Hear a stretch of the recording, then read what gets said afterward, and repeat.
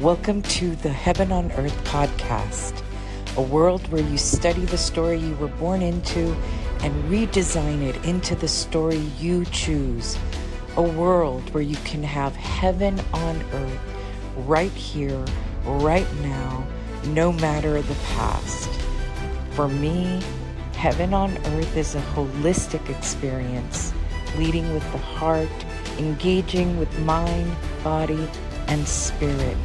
It's mindful, fostering calm and secure attachments.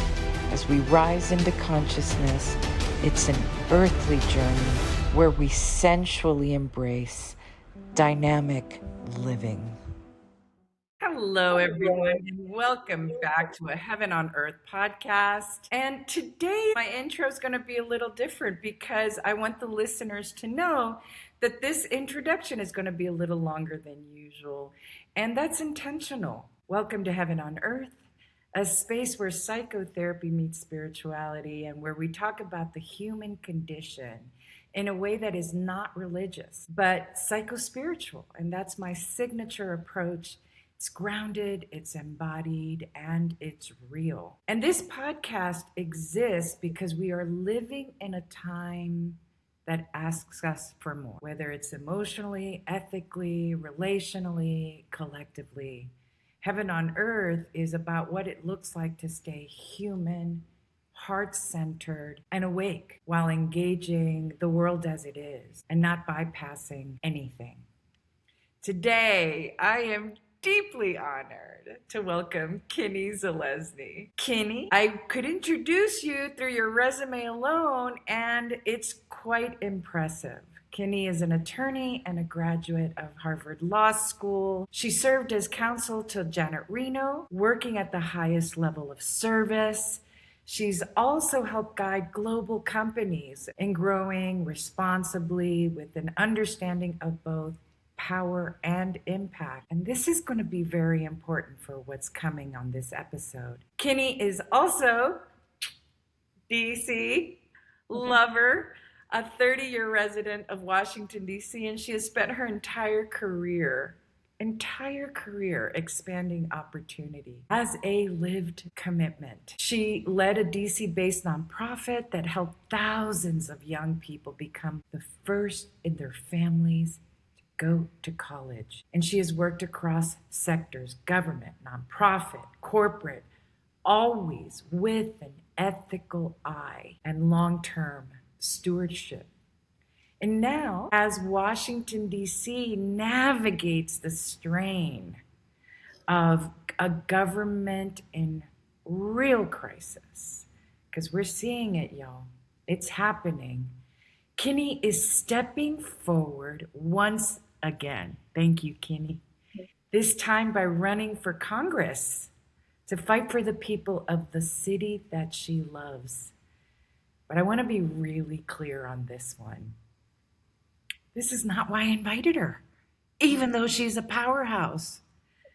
I invited Kinney first from a personal and intimate place. Kinney and I know each other from one of those formative chapters in life, the kind that is embedded in your mind. We worked together in the 1990s. Kinney, wow, at College Summit, now known as Peer Forward. Look it up. You're going to want to be a part of it.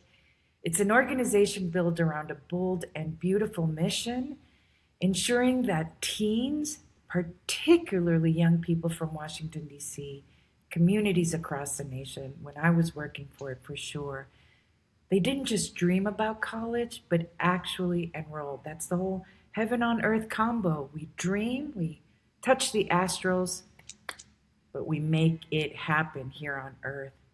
So I'll let Kinney provide all of those statistics. It's value-driven, it's equity-centered, and it is about creating a contagious energy where we believe that our dreams can become real.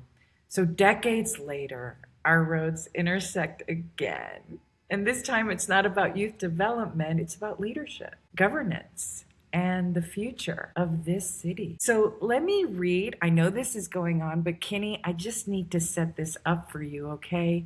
I'm going to read from my book, The Empath Leader, that I wrote originally in 2024. I put the second edition out last year, 2025. And the leader I was thinking about when I was writing sounded like this. In these chaotic times, people are looking for leaders, guides, coaches, therapists, and advisors who can help them find meaning and purpose in this new planetary landscape. From an attachment theory perspective, planet Earth and its human children need some secure parenting right about now. Humans, the planet, and the times are crying out for a new type of leader, one who can respond to a turbulent environment using intuition, self reflection, compassion, and emotional intelligence, rather than the age old contractions based on dominance, fear, and arrogance. Kinney, this is you. Welcome to Heaven on Earth. I am so glad you're here. I'm so glad to be here, Claudia. Yes. Before we talk about Congress and platforms or policy, I want to invite you here first as a human being. Instead of talking about who you're running against, let's talk about who you are running as, who you are. Great. Well, Claudia, let me say, first of all, this is such a huge honor to be on your podcast. And it is such an amazing, it's not a coincidence. It's such an amazing occurrence that we have crossed paths again, that we have found each other again after all these years, because working together at College Summit, which is now called Peer Forward, as you said, was such a peak professional experience. I know it was for me. I'm guessing it was for you. I know it was for many of us who were on the team at the time. We did something very powerful then for so many first generation college goers, and I think for the nation's capital, and then for the whole nation. And looking back, I've done so many things since then, and we can talk about different things, but that just gives me more perspective to know that what we did together in the late 90s, early 2000s there was something very special, very unusual, very powerful about the team that came together and how we tried, and I think succeeded, to make change in DC and around the country. Well, and inside these teens, because really, like, if we follow this idea of the empath leader or healing as activism or transformation, the teens felt transformed. Do you remember that, Kinney? I think that's what was so powerful, is that we would journey those workshops with the teens who at the end of it felt so transformed by the process. Yes. I mean, that's actually, if it's okay, can I share with the listeners a little bit about what we did at College Peer Forward? Because it's related, and it motivates me now as I'm running for Congress. Like, it's all connected. So what we did as an organization at Peer Forward was we helped teenagers dig deep inside themselves so that they could find their core strengths, and they could then present them to colleges. And if you recall, like, doing that process is not easy. Applying to college is very intimidating, because when you're 17, you're a big mess of strengths and challenges and stories and data points, and you have no idea which of them, if any of them, are special or important or matter to colleges, and you definitely don't know how to organize them in a way to win over your audience. But at Peer Forward, and I don't want to say this was not, I mean, there were others in the organization, so I can say how brilliant they were. Peer Forward figured out how to teach 17-year-olds how to do that. And even better, we taught them how to teach their peers how to do that. And as a result, college enrollment rates in DC went from under 40% when we started in 1995 to almost 60% 20 years later. So it was an amazing thing. And now let me just draw the thread through, if I could. So when I left College Summit, one of the other leaders of the organization pointed out or observed that I had done for Peer Forward what Peer Forward did for the students. So he said, Peer Forward itself was, as an organization, was a jumble of strengths and challenges and stories and data points, and that I kind of figured out how to synthesize our case and build and grow a coalition of people to support it, and to turn the organization from a scrappy team of people in a basement running around, yes, into really a national powerhouse that won awards at Davos, and I'm sure you remember we were hand selected to receive a big chunk of Barack Obama's Nobel Peace Prize money. So like it was really transformative. As you say, it was transformative for those students, and you know it because we're still in touch with them now. We know how their lives are. And it was transformative for the organization. And so part of what drives me now is I want to do that same thing for DC. I think cities, just like teenagers and organizations, sometimes don't know their own strengths.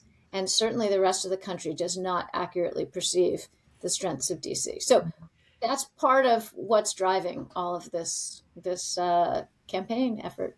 I just love this. I just want more. I want more information, like actual data points, really actual data points. Because really, when I talk about heaven on earth, it's not lofty.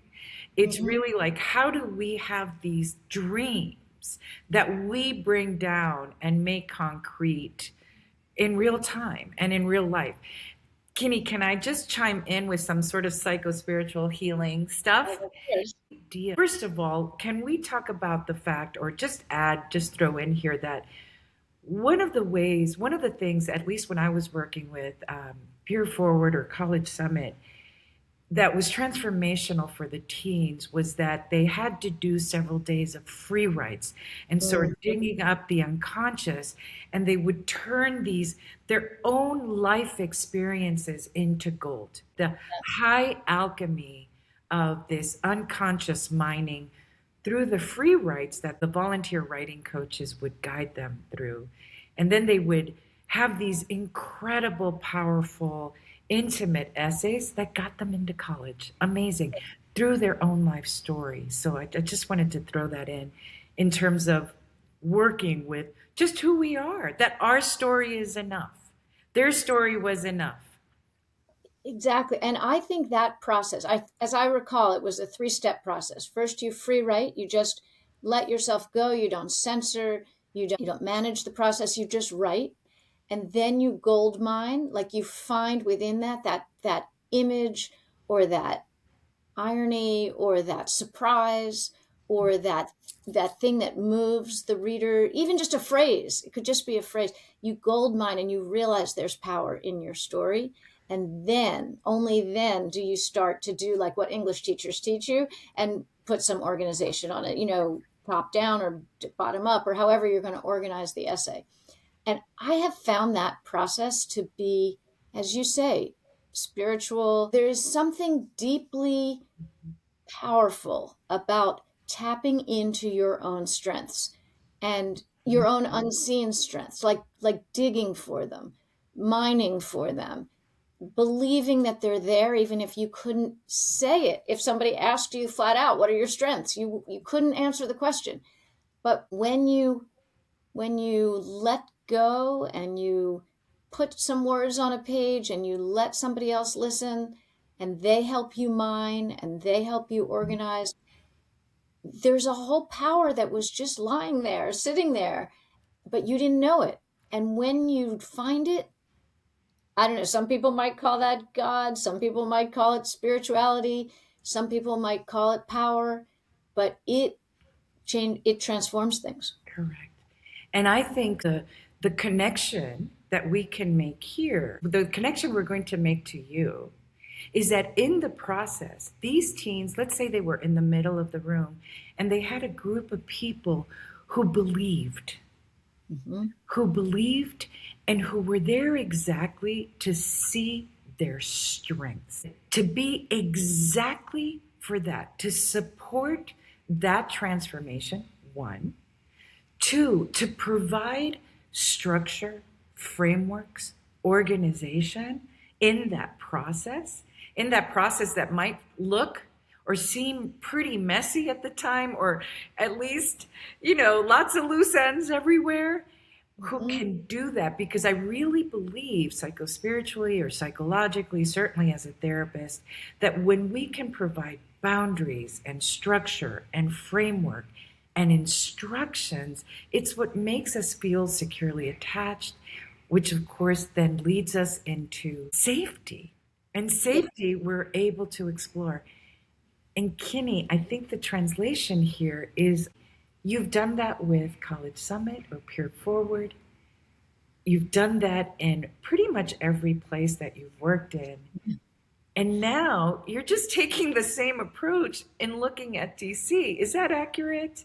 I think it is. I think that as a society, we're going through some of those, I don't know, growing pains that 17-year-olds go through, right? And we don't quite know who we are. We think we're pretty good. We don't want to be put down. We get defensive if we're told we're not good, but we're not, in our hearts, we're not totally sure what makes us special.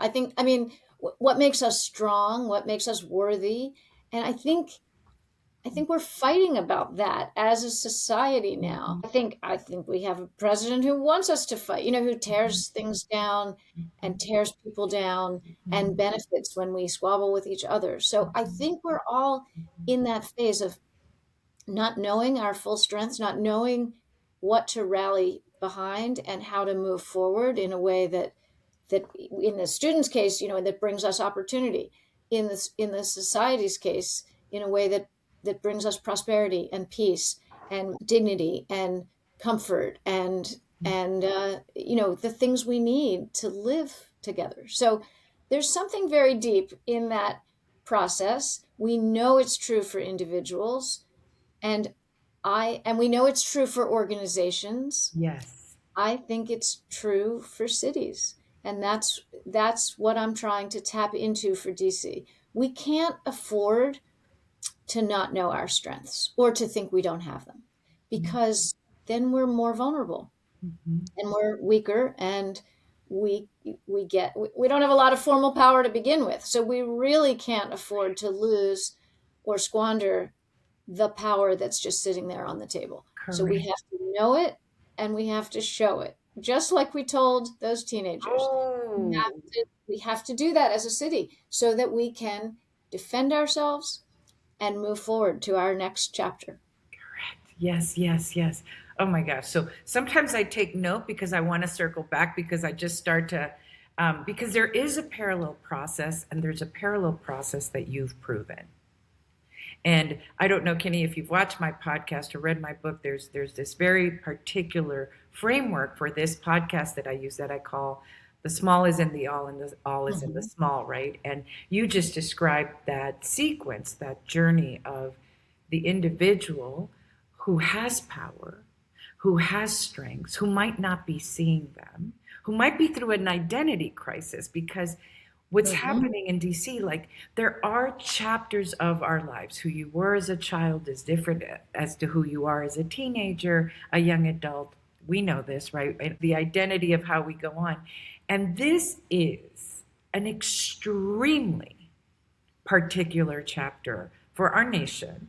Yes. For DC, because it is feeling so, I wrote it in the book, it's like a Lord of the Flies vibe, where it feels just agitated, where there's a ton of people running amok, basically, and it requires a new approach to this chapter. Any thoughts on that? Well, all right, I'm gonna tell you a little political story, but forgive me. I think it's going in the same place. In 2020, Senator Amy Klobuchar from Minnesota, was one of the Democratic candidates for president. And at one point in her campaigning, she mentioned that she is the daughter of an alcoholic. And I remember thinking, she's my candidate, because I felt like after 4 years of Trump, we needed a leader who could take us to the next phase. I mean, Trump's not an alcoholic, but he felt to me like a leader out of control, a leader whose own, whims and moods and insecurities were driving too much of the national household. And I thought it would be like poetic justice or somehow like narrative, propriety or something, if Amy Klobuchar, if the daughter of an alcoholic could take us as a country to the next chapter. Now, she didn't win the nomination. And as I said, Trump isn't an alcoholic, but I think he is what you focus on, which is a narcissist. And so I do think we are at this moment where, as a country, we need to understand the skills and the wisdom and the insights about how to move past narcissistic leadership, how to move through it, like how, because we're not through it yet. We've got 3 more years to go. So how do we manage during this time where as a country, we are led by someone with deep personal flaws that the rest of us have to respond to? How do we move through it? And then how do we move past it? How do we break ourselves of some of the habits and, the tactics we used to get through it? So I'm very interested in that. I think that's what the empath, like the new class of leaders have to be able to do. And I wouldn't have described myself that way until I reconnected with you and read your book. Yeah. But I think that is what's got to come next, and we can do it as a country, but we have to commit to it. Well, and part of the Empath Leader book, when I wrote it, was really feeling the pulsations of what was coming, and societally, like on planet Earth, this is not just happening in the U.S. It's impacting. The ripples are just impacting. And so, the call to action was to inspire others who are powerful. And these are the empath leaders. And part of the book, the first part of the book, talks about who you are, what the wounds are, the healing that's required to move into full competence. And the book invites you in the second part to look at your own strengths. Just like College Summit. This seems to be a sub-theme, isn't it? To actually sit in the throne of your own gifts and strengths, to have others who are watching it with you, who are there believing in you, in order to come, as I call it, the C-suite, right? With competence and care and collaboration and cooperation. All the C-suite is these C words that the empath leader is. Kinney, let's talk a little bit about how your past. In the invite, I asked you to think about your volume 1 and your volume 2 stories. The volume 1 being the story you were born into, and volume 2 being sort of awakening moments, like maybe College Summit or Peer Forward was an awakening moment. How do you see yourself as that type of empath leader, being able to confront the big bad wolf or the narcissist in our national home? Well, I'm glad you just said the word confront, because I don't know if that's in your C-suite, but it should be. Because here's what I want to say. All those words that you did say, care, cooperation, collaboration, right? I think sometimes those are considered soft words. Yes. They're very often associated with women leaders, but sometimes not in the most flattering way, right? Like there can be a concern that those leaders won't be tough enough, which is why I love that you just said confront, because I don't think those words are soft. I don't think those words take lesser strength. I think they take more strength to lead that way. And I want to be clear that I agree with you that is the kind of leadership that is needed always, but especially after the narcissistic leadership we've been through. So I think it's critical. I think it's hard. I think that you have to contain within you both the care and the confrontation, right? It's not about being a pushover. It's not about believing that everybody's right just because they all mean well. Mm-hmm. You do have to make hard choices and say yes to some things and no to other things. You have to beat back ideas that are damaging and harmful, because there are plenty of those. So I love your C-suite description, and I love that um, it's a collection of strengths and firmness and resolve, even though those words sound soft.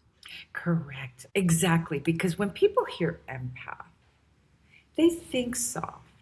Mm-hmm. And one of the things that I highlight and I say all the time, have you ever seen an empath witnessing an injustice? Exactly. Exactly. If you want to see thunder, if you want to see lightning bolts, if you want to see someone trying to save a woman in a protest, possibly risking their life, that's an empath leader. Yeah. Because empath leaders, part of the internal hard wiring that they've got going is this having to stand up to injustice. Yes. In fact, in a way, I mean, I'm the one who just gendered it, right? I'm the one who said, like, it's more often associated with women leaders, but there is nothing fiercer than a mama bear, who thinks her cubs might be at risk, right? Correct. So maybe I was playing into an unnecessary stereotype about women's leadership. Like, women are the fiercest leaders and the fiercest defenders. But in order to do that well, it's not just by having the brutest physical strength, or by being the most domineering, or by being the most intimidating, right? It's by absorbing, listening, and channeling the best ideas, the best stories, the best reasons to decide certain ways and to act certain ways, and then applying the fierce defense and advocacy to those positions. Right. Which is it's so powerful, because the idea isn't like spastic force or dysregulated protection. Correct. Right. That's where it gets very tricky, is to respond out of raw emotion, although we want it. We don't want to dismiss or bypass the emotions that we're having when we see these things. And part of the second half of the book is talking about regulating and being strategic, because the truth is, when you're working with any kind of narcissism, you must be strategic. So whether you're a mom that has to pick up her kids at midnight to leave the abusive partner, and that doesn't have to be gendered at all. If you're a husband who has to do the same thing, there has to be a plan, a strategy, deep thought, and deep emotion, right? This hybrid of who we are as powerful human beings. Yes. Can you talk about, one of the things that if you go to Kinney's website and you see her soundbite or her video, is where you talk about, listen, I will respond to a fight if I need to. Like, no joke, I will. Let's talk a little bit about where you got that fire. Say more about the amalgam of you, of how you landed, how you know that type of mama bear ferocity. And again, we're just going to bring that back, the power of a mama bear, right? And this idea of being able to confront with strategy, with IQ and EQ. I like to say that a lot. So, I mean, I imagine that it was instilled pretty early. So I grew up in a middle class household outside of Philadelphia, and I would say two things really characterized my family. One was immense value on education. my mother was an English teacher, and all of us, the three kids, we were very privileged to go to great schools. And that was the only really important thing for my parents, was to find us the best possible teachers and communities. And I had that my whole childhood, and I'm very grateful for it. And the other big thing that really characterized our home, I think that really just flowed through it, was this tremendous sense of gratitude to America. Like, so my grandparents were born in this country, but their cousins and their aunts and uncles were killed in the Holocaust in different countries, some in the Ukraine, some in Poland. And my family had this very fierce and affirmative and proactive sense that we were so lucky to live in America, and that this was a country that would let us live and let us pray and let us contribute. Like, let us be grateful to this country and let us want to help it make, be better. And whether that was through the private sector or nonprofit work or whatever we chose, but we had to give back to the country, and we had to protect the country that had been so good to us. We did not take that for granted. And I think that still flows very deeply through me. Everything I've done, no matter which sector it was in, was always about repairing the world. So I do still feel that. My alarm about the state of America now, and my commitment to defend it and protect it and help it back on its feet, is very much rooted in that feeling I got early on, that, like, you can't take this for granted. You must protect it. You must help it be as good for your children and grandchildren and everybody's children and grandchildren. It's a very special place. It's not perfect. I am not suggesting that America itself is not still a work in progress, and that it hasn't done many, many things wrong.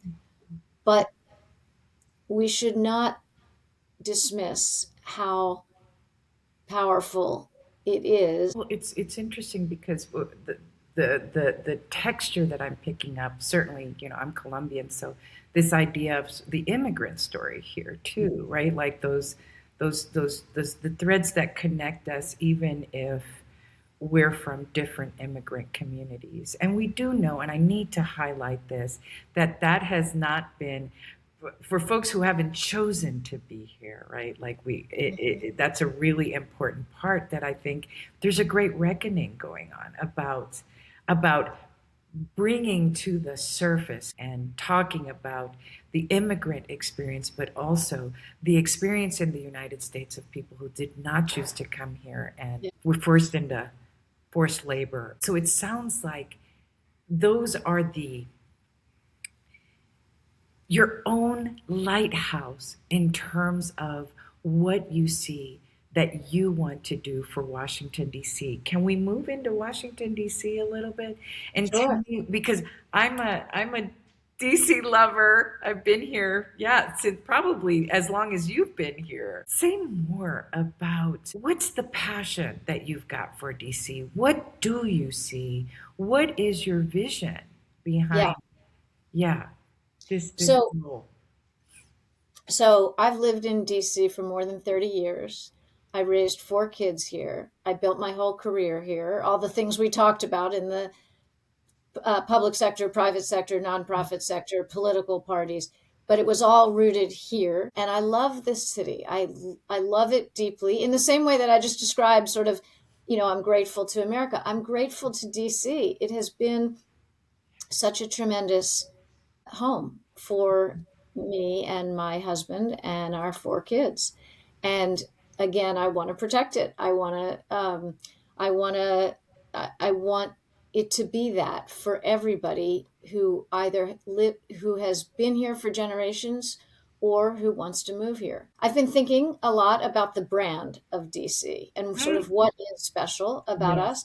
And so here's my idea, and I'm still workshopping it, so I'm eager for people's reactions. But I think that New York is the city of money. LA is the city of fame. DC is the city of service. And I mean that across all 8 wards. So it's partly federal service, national service, public service, but it's also community service. So the part that has nothing to do with the federal government.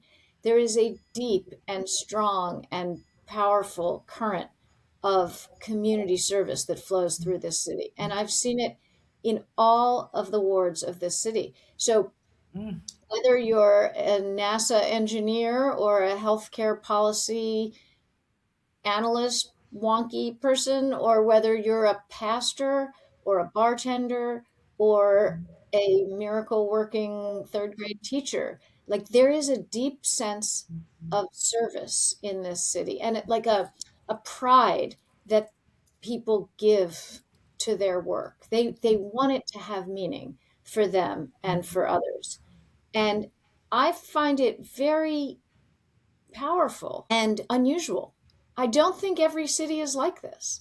Not everybody has the same sense of wanting to find meaning in their work and in their communities. They don't always care for each other in the same way.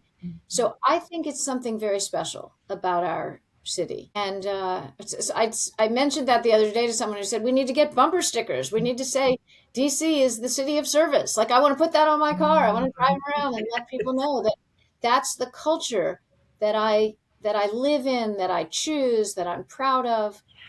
So we'll see. We'll see if it takes off. But I think there's something there. And and here's why it's not just like branding, like what's our label, what's our bumper sticker. It matters because at this moment, the country is rethinking service. We're rethinking the role of government, the role of nonprofits, the role of problem solving, like who's supposed to serve the country and how. And I want to say, like, DC has a lot to say about that. We're the experts at it. It's been in our DNA for all these decades and centuries. So as the country is rethinking government and community roles and what as human beings we owe one another, like DC should be at the center of that conversation. We don't have all the answers, but we're more steeped in it than most other cities or regions. So we should be at the forefront of that conversation, and we can help lead the country out of these dark times. Yes. Let's just riff, okay, Kinney, because I love that you brought in the idea of community service, because I think that what needs to happen in these exact times, and we're seeing it, is the power of community, the power of coalition, the power of communal forces coming together. It's turning it around. Instead of it coming from up here, actually this surge of power from communities, and communities who are willing to serve. And we're seeing that. We're seeing this uptick in that type of a fervor. Do you nod your head to that? Like that there's something about communal service and communal power that is really essential for these exact times. I really believe it. Yes, I think human beings always start. It's like what you said originally. First, you have to start as a child or as a teenager to know you're supported, to know, like, to have those roots. And without those roots, you can't grow. You can't take risks. You can't engage the other until you know yourself. So starting with those family roots, those community roots, local roots, and caring for one another, giving one another the strength and the support to be capable of then moving to the next level and engaging, other cities, other countries, other religions, other people, right? It starts with that original strength that comes from community support. And I've never seen anything like it, like as what I've seen in DC. I mean, for example, like we just had 2 weeks of this tremendous snow. like really worse than we've ever had. You know, they're calling it snowcrete, right? Like you can't even shovel it. And the people just rallying to help, you know, just groups of people helping elderly people who can't even get out of their houses, helping make sure they have food, trying to shoveling their steps just to make it safe enough to walk to the corner store. Even that took days, but people are caring for one another. And it's often better than the government. And that, I mean, I'm sure it happens in many places. I'm not saying DC has a monopoly on care and community service, but we have a deep ethic of it. It's deep in our DNA, and it's a real strength. And we've got to know it and show it. You know, we've got to know that it's special, know that we should never take it for granted or treat it lightly. We have to be vigilant about holding on to it. And we have to let others who look down on us know that this is a huge strength of ours, and we can help them with, because they could use a little more of it. Yes, yes. And Kinney, the way that I approach this podcast or even is from this vantage point that is about seeing what I call the a priori human and all of our strengths and gifts as what you're describing right there. The importance of how care has kept us as alive as survival of the fittest, that this idea that people come and care for each other as a strength, that this is what propels society or civilizations forward, that there's the fittest of the fit type of theory, and we need it, but there's also this really strong wave of the village who cared for the elderly, for the pregnant woman, for the child, right? And hold on 1 second. Oh, yes. I think that whether other cities see this or not in their own populace, what part of your strength is that you are adamant about seeing it in your city, that you are adamant about seeing that this is the core, the heartbeat of Washington, D.C. And the other thing that really strikes me is in these times, because so much is shaken up and wobbly, this idea of rebranding and rethinking, and how do we take the bricks from what feels like systems falling, or what is DC? What is DC's new identity? How do we take what it's always been, but also know that we're in a new chapter? How do we take all of that? So I love this idea in some ways of rebranding the city. Is that what you're saying? Am I reading that right? I think, look, we get branded whether we like it or not. So like the president calls us names and makes up fake crime emergencies, which is not to say we don't have a crime problem, but he made up a fake crime emergency. He taps into deeply racist tropes to label us, criticize us, belittle us, and take our power away. So we're going to get branded, and we've got to do it. We've got to fight back. So it's not like we can choose between no brand and this brand. Like, we're going to get branded, and it's likely to be incorrect, nasty, and damaging if we don't take control of that. So that's partly why I feel so strongly about doing it ourselves, but having it be accurate. We're the ones who know. We live here. We have, he doesn't know.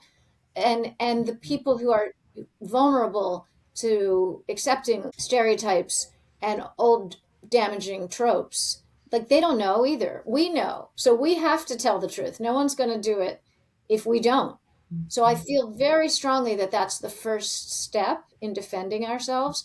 And it's the first step in empowering ourselves to do more than just defense, but to really take ourselves forward and to help lead the country, not just we don't need to just beg for our scraps. I mean, sometimes we do because we're DC and we don't have a vote. So we sometimes we have less formal power than everybody else in the country. So sometimes we are in a more vulnerable position. But I refuse to see that as the sum and substance of our identity. I mean, of course, I want to fight for statehood so we don't even have that problem. We should have the same rights and privileges as the rest of America. And we 700,000 people in DC are the only ones who don't. And that's a stain on the whole country. But even before that, so I want to fix that problem. But even before that, we need to understand we must participate in leading the country out of these very dark times. We cannot be passive victims and sideline players, even though we don't have a vote. We have to be part of the leadership that takes us out of that has a vision that inspires people and takes us out of these dark times and takes us to something better that can still be that can be the nation we all want to live in. And so we've got to know those strengths. We can't go out and engage the others and lead the others and inspire the others if we don't even think we're strong enough for it. So we've got to go through some of that process, which might be called branding, but it also might be called, identity forming. Yeah, or therapy. Identity reforming, because DC has had a lot of identities, like we all do. Who I was in my 20s is not, I mean, I have pieces of her, right? And I love her. But you just gave me the chills because I just felt your ferocity, Kinney. And I just felt your passion for this. And it feels like this. So if I talked about it as a psychotherapist, or the all is in the small and the small is in the all, it's like, you don't get to tell me who I am. I tell me who I am. You do not tell me who I am.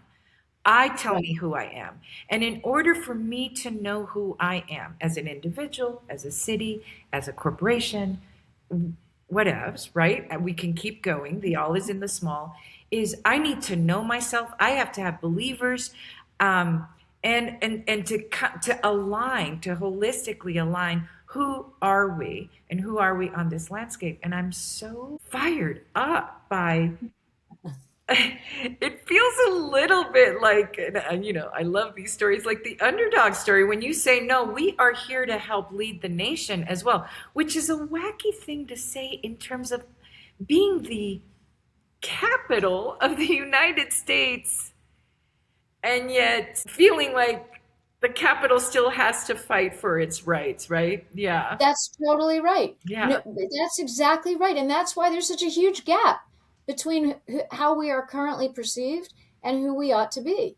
And it's a waste.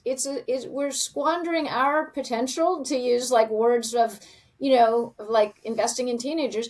And it's a waste for the country to squander what we could be leading, how we could be leading, and what we could be offering. And I can't stand it. And that, to me, is the role of the representative of the people of DC. I want to represent our tremendous strengths.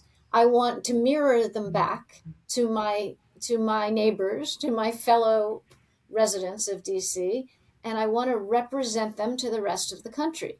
And I want us to get the respect and the rights and the representation we deserve because of all the strengths we bring, because we're Americans and we should have them no matter how strong we are. But we are so strong. How dare they not borrow our great strength and what we bring to this country? Get to visions. The sub theme that feels so powerful that you're describing is being seen. And I think that's a sub-theme that's going on all over the nation for all types of groups of people, for ourselves as humans, is we will be seen.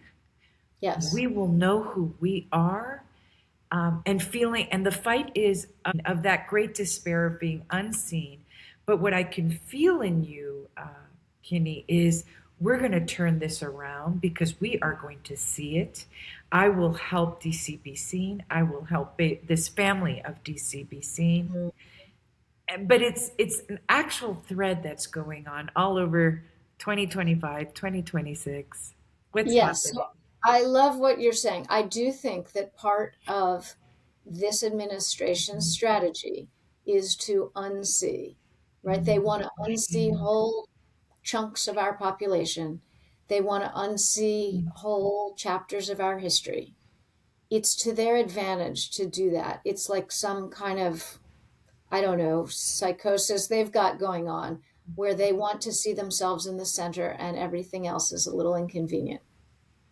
We fight back Well, by it's a psychotic strategy. So we don't want to like that's a strategy that's going on. yes, Mm-hmm. yes, Mm-hmm. exactly. Okay, and we fight back. Mm-hmm. We confront that strategy Yes. Yes. by insisting that we are seen. They don't get to decide what's true just by yelling it louder and louder. We know what's true because we see it. And we've got to say that loudly. We've got to say it with, we shouldn't have to be such heroes to merely observe the truth. Like you would think that's just table stakes, but it's not, because they are trying to unsee people and history and truth. Mm-hmm. And so we've got to fight against that by seeing with great resolve and declaring with great certainty and conviction that we are here, that we matter, that our stories count, but it's even that's almost too passive. It's that we have so much to offer, and how dare they decline what we bring? How dare they squander the strengths that we can and do bring to this country? Right. That's How where you dare move from defense into offense, actually, when you said, like, we just don't want to have the defensive, building the case in a defensive way, but it's actually más o menos, right? Building the case in an offensive way. It's like, no. We're not just begging here. We've got a lot going on, which is so empath leader. Kinney, so empath leader to be like, oh, no. There's a lot going on over here. Kinney, when we talk, let's do a play on words, and we've got a few minutes more, but let's move from this idea, the metaphor of being seen, and the actual symbolic nature of being seen, and the urge, the desperate passion to be seen, from the all to the small to the all, right? Mm-hmm. Since we're children, and that we are better stewards and creators and curators of our life when we are seen and heard, and then when we start to see ourselves, right? All of that. What is your vision? What's your vision? What are you cooking up for DC?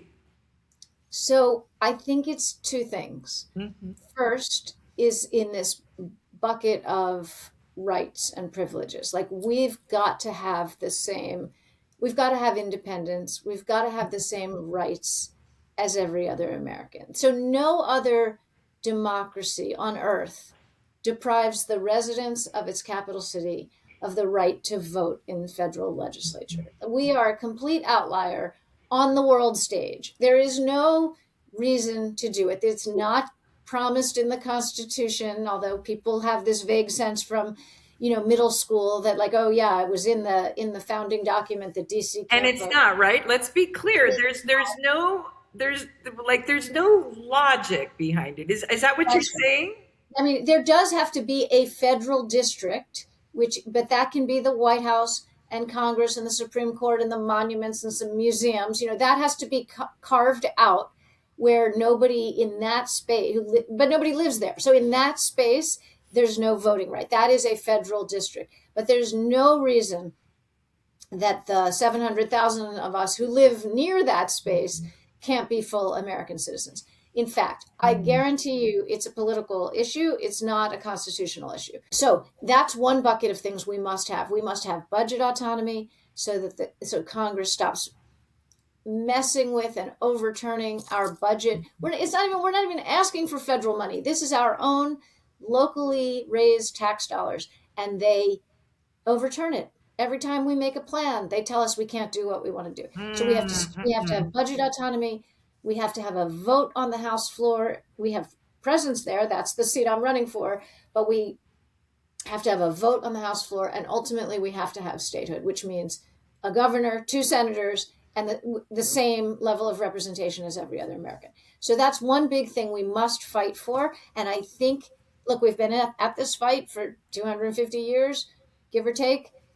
This may be the moment that the rest of the country is seeing how vulnerable we are and how just wildly unfair this situation is. So that's one big bucket.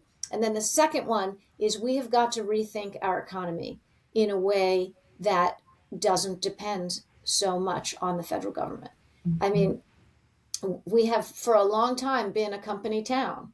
We have been able to depend on the federal government, and it's a huge ecosystem, not just the many tens of thousands of people who work for the federal government, but the ecosystem that surrounds it, the taxi drivers and the dry cleaners and the coffee shops and everything has been a very thriving ecosystem for DC, but it's shrinking because of the huge cuts. I mean, DC is projected to lose 40,000 jobs in the next few years because of the, frankly, reckless cuts to the federal agencies. So we've got to rethink our, and even if that weren't true, even if we could still depend on the federal government in the same way, AI is changing everything. And this is true everywhere. But the nature of white collar work is going to change dramatically.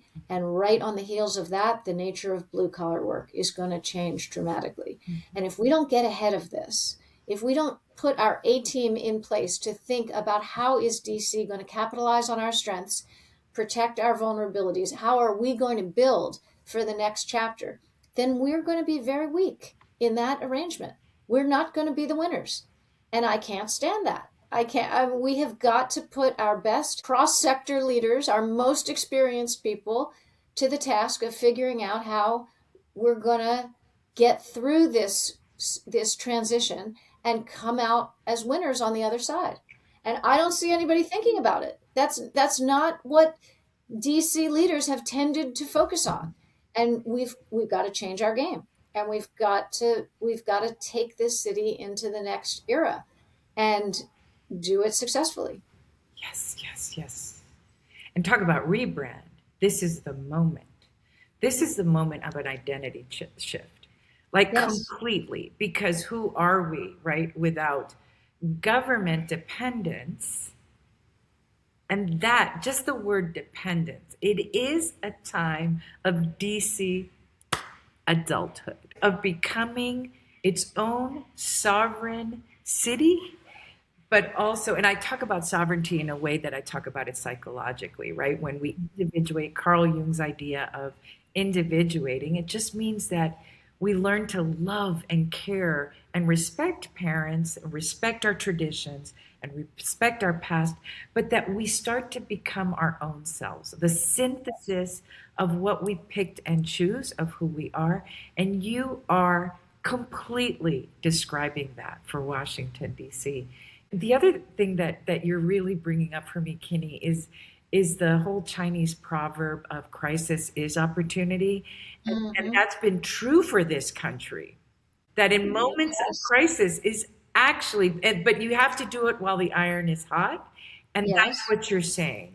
Not when we're having to pick up so many pieces. How do we create this vibrant, independent? And what I mean by independent, everyone, audience that's listening, is that no longer feeling dependent, because that puts us in a real underling position. And therefore, we're beholden to anyone who leads, anyone who decides to be the parent of this home, of the Washington, D.C. home. And that's got to change. I love this. So it sounds like statehood, identity forming and establishment, but also a strong, powerful economic base that needs some tweaking, reconfiguring based on service, but also touching the new, right? In identity theory, there's this, you start with your thesis, what you were born into. There's an antithesis stage, the teenager, young adult, like, I don't want to be like you. family, traditions, parents, and then you bring it into synthesis. What do we want from what DC has been? Thank you. Thank you for people who've served it in the past, for living out those chapters. It's a new chapter. It's a new time. Exactly right. And I agree with you that crisis is opportunity. I think crisis can outlive opportunity, which is to say that we have to seize it quickly.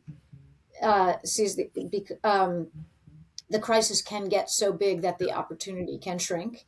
So it's urgent. It's urgent to get this right, to set ourselves up for success. And there are no guarantee. There are no guarantees that all crises turn into well executed opportunities. It's going to take a lot of work, but we better get going. We better get going because but what I hear you saying is that we're going to take our shot, though. We better take our shot, and I do not. I insist that this city take its shot. Yes. That's what I am trying to make happen. Correct. Kinney, can I ask you one question? Our just really firing me up, empath leader. I always talk about the fact that it's not that we become fearless. It's that we become more courageous. It's like it might be that it's still scary to have these transformations, these identity shifts, confronting. It's not easy to confront the narcissistic lover, parent, company, boss. It's not. It does require some very solid strategy. Can you just, from a personal standpoint, talk about what makes you courageous? Just to tap into your lion heart. Well, I think so. There are two things that jump into my head. One is that I think it's kind of